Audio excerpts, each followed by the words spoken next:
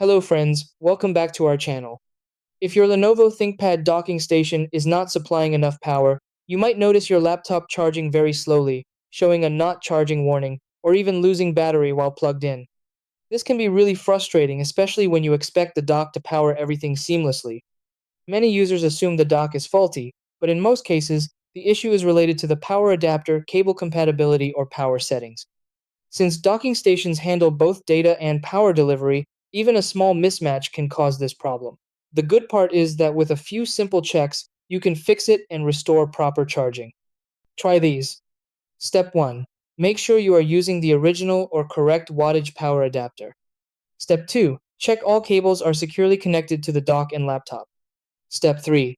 Verify the power outlet is working properly. Step 4.